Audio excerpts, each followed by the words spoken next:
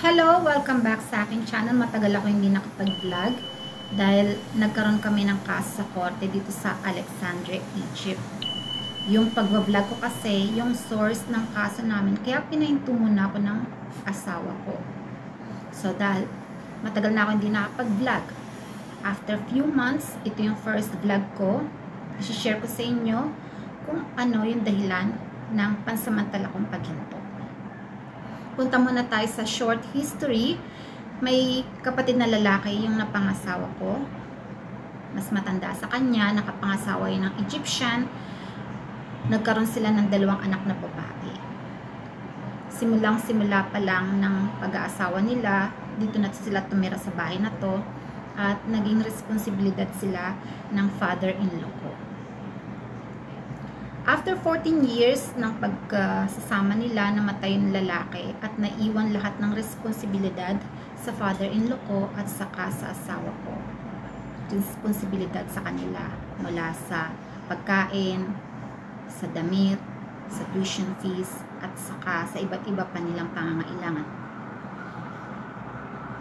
2017, pumunta na kami dito sa Egypt, nag-for good na kami. Nagkaroon ng problema sa bahay dahil sa continuous na selos, inggit at iba-ibang dahilan. Siguro napagod na yung father-in-law ko kaya tumahimik na lang siya. Yung sister-in-law ng napangasawa ko, bigla siyang nagsabi na aalis na lang daw siya sa bahay, doon na lang daw siya titira sa magulang niya. At after nung umalis sila, humihingi siya ng sustento. Gusto niya tumira sa ibang bahay na upahan para sa kanilang mag-iina. Tapos sustentuhan daw siya ng pagkain, ng tuition fees, at kung ano-ano pa. So, na-overload yung father-in-law ko na. Siguro na nakita niyo yung mga videos ko na suddenly namatay yung father-in-law ko. After mamatay ng father-in-law ko, pinaghati-hatian nila yung naiwan na pera ng father-in-law ko. At yung 2 bata na anak niya, nagkaroon sila ng part. Okay, take note of that. Bago nila pinaghati-hatian yon, nagkaroon pa kami ng kaso sa korte kasi nagmamadali yung babae na paghati-hatian. Siya yung sampa sa amin ng kaso sa korte para paghati-hatian daw na raw yung pamana. So nagmamadali siya, wala pang 40 days. So anyway, yun dapat na i-take note ninyo kung bakit nagkaroon din kami ng kaso later on. So, napaghati-hatian na nila, na ipasok na, hindi naman napunta dun sa babae yung pamana ng father-in-law ko, kundi sa 2 bata na hindi nila magagalaw hanggat wala pa sila sa tamang edad. Take note, 2 accounts yun. Isa sa panganay, isa sa pangalawa. At take note din, bawat account may interest. Halimbawa, may 100,000 bawat isa sa kanila, at may 10% na interest every month. Yung 10% every month lang ang magagalaw nila. Times 2 kasi 2 sila. So, ayun ang kinikita nila bawat buwan. So, anyway, stop na tayo doon. Yung deep detail, hindi ko na pwedeng i-share. After few years ng pagkamatay ni Baba, ng father-in-law ko, nag-demand yung babae ng support sa asawa ko. By what? By court. Okay? Sinampahan niya kami ng kaso. Ang nakasulat doon after 2022 na namatay ang father ko, this year 2022, 23, 24, 25, after 3 years, nag-demand sila na suportahan daw ng asawa ko yung 2 bata. Dahil dito sa Egypt, kapag namatay yung ama ng mga bata, pwede silang humingi ng support sa father-in-law o sa lolo nila o sa uncle nila. By law, pwede nilang i-demand yun sa korte. So, nagsampa na naman sila ng kaso.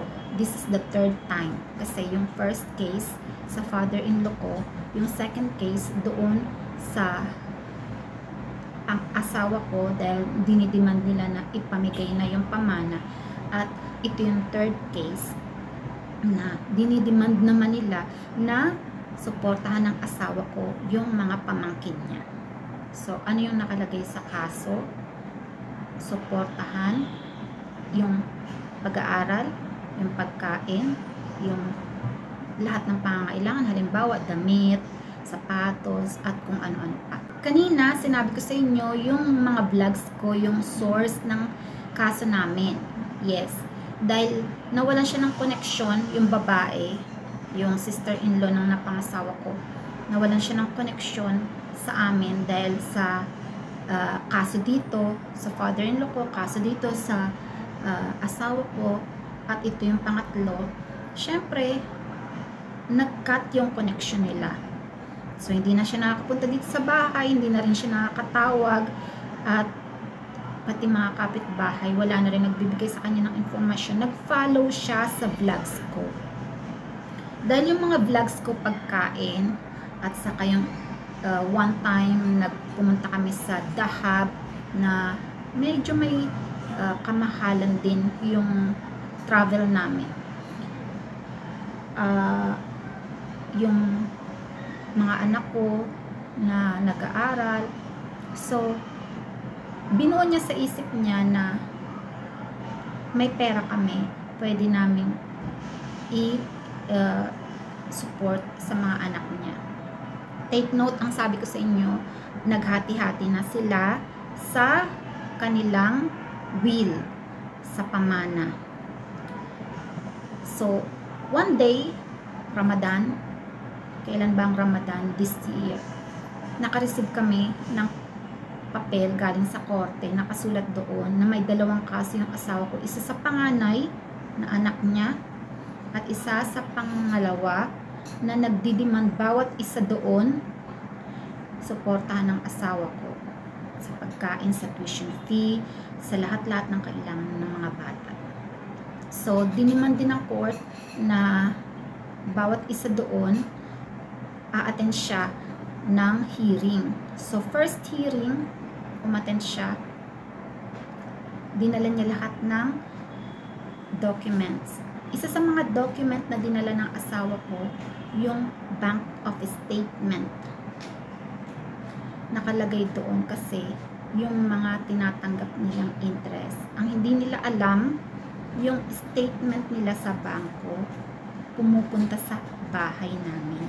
Kasi yun yung source ng nagbigay sa kanila ng income, yung father-in-law ko. Kaya napunta sa amin lahat ng mga bank account mulang-mula ng 3 years ago, first month, na naguhulog ng interest yung bangko, nagpapadala ng interest doon sa primary amount. So, tumataas. So, dinala ng asawa ko yung bank of statement ng bawat isa ng bata. Yung statement of account na yon ang nagpanalo sa first case ng asawa ko. Kasi sabi ko nga sa inyo kanina, may case para dun sa panganay at saka may case para dun sa pangalawa. So, first month, kailangan naming mag-antay ng 40 days after na i-announce ng court na nanalo na yung dininay ng korte yung demand ng panganay. Kasi, meron naman silang pera, meron silang na-receive dun sa father-in-law ko na pera at may interest yun buwan-buwan. So, dun sila kumuha ng panggagastos nila sa sarili nila.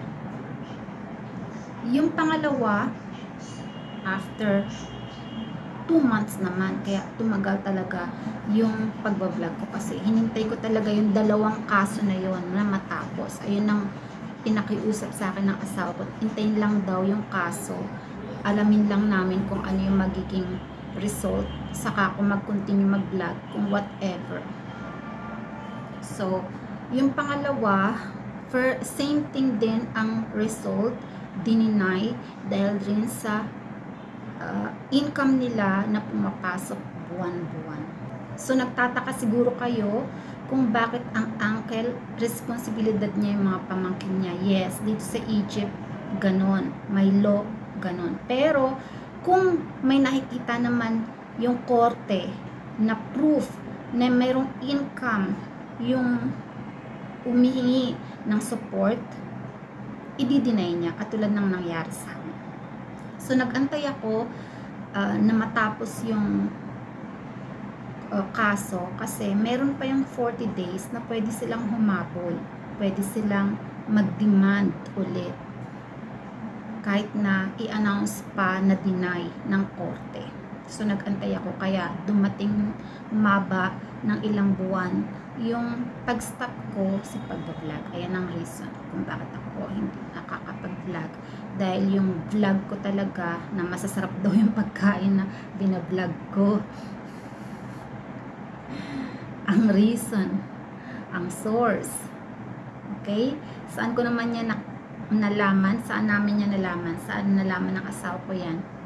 Sa kapitbahay namin. Kasi yung kapitbahay namin, sinuportahan niya yung asawa ko sa korte at tinawagan niya yung babae kasi yung kapitbahay namin, best friend yun ng namatay na kapatid ng asawa ko.